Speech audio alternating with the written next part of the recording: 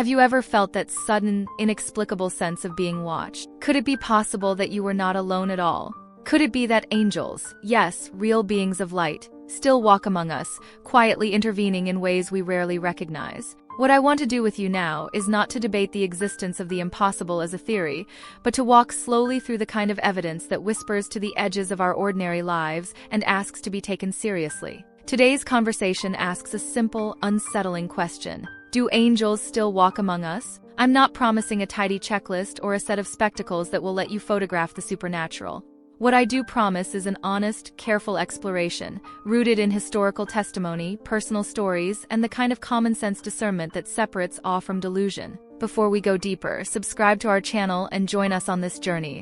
Now, let me be clear from the start. When I say angels, I'm speaking of beings described across many ancient sources as messengers and agents that bridge what we see and what we don't. I'm not selling sugar-coated images of winged infants, nor am I peddling sensationalism. Instead, I want you to travel with me through real encounters. Stories of rescue, quiet nudges, sudden convictions, and sometimes terrifying appearances that, taken together, form a pattern worth our attention. We will look at how such accounts have been recorded in texts and testimony, how they function psychologically and spiritually in moments of crisis, and how to cultivate a posture that remains open and skeptical in the healthiest possible way.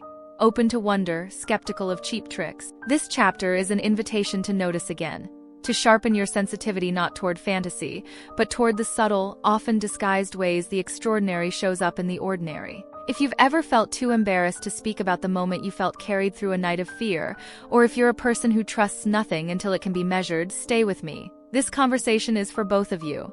We will move slowly, tell stories with respect, and practice a kind of listening that refuses both naive certainty and cynical dismissal. There is a peculiar kind of silence that follows a close call, one of those moments when the outcome could have gone terribly wrong but didn't. Maybe you missed a flight only to hear later that it had run into catastrophic trouble. We often brush these things off as luck or coincidence, because that's easier to file away in a rational mind. But what if that hesitation, that delay, that sudden shift wasn't random at all? What if it was prompted by something or someone whose presence was never meant to be obvious, but always meant to be protective? Across centuries, testimonies of such interventions echo with a strange familiarity. A voice that wasn't there a second ago, a figure that disappears before you can thank them, a message whispered into the heart that you know you didn't generate yourself. These are the quiet footprints of what many traditions call angels. Not the loud, theatrical apparitions that make headlines, but the subtle guardians who slip between seconds to nudge you away from harm.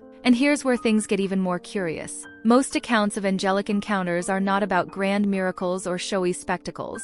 They happen in kitchens, on dimly lit roads, in hospital corridors, in the middle of a storm when no one else is watching. Ordinary spaces, ordinary times. Which begs the question, if they do walk among us, is their very ordinariness the disguise? Could it be that what we've been trained to overlook is exactly where the evidence hides? I'm not here to declare that every act of kindness is a celestial assignment, or that every stranger is more than human. But there are patterns, persistent, documented, emotionally resonant patterns that defy dismissal.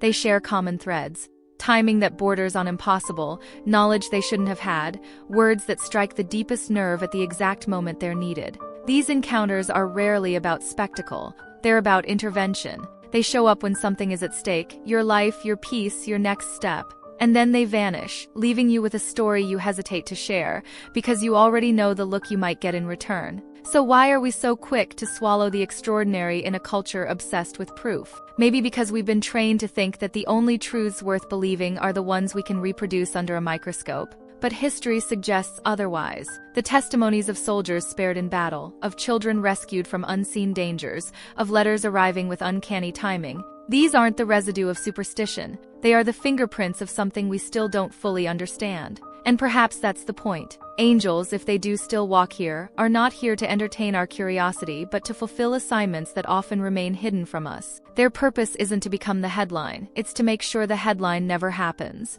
There is an ancient belief that angels do not have visible wings, that they do not descend from heaven in beams of golden light, nor do they carry harps or announce their presence with heavenly choirs. They walk, simple as that. Like you, like me. They wear ordinary clothes. They have coffee, waiting for the bus. They pass us on the busy streets, but they carry something in their eyes that seems not to belong to this world.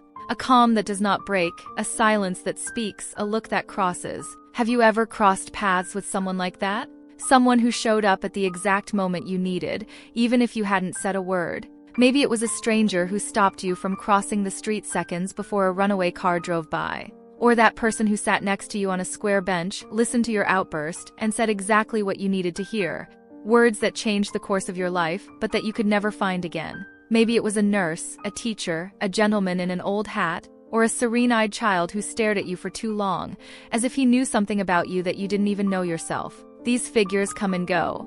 And when they go, they leave a silence charged with meaning. A kind of absence that does not hurt but marks. The most curious thing is that the more you talk with sincere people, the more such stories you hear. People of all ages, beliefs, and realities. People who have no interest in proving anything to anyone, but who carry memories that defy logic. And the pattern repeats itself. Discreet interventions, acts of love that do not ask for recognition. An inexplicable presence that disappears as quickly as it appears.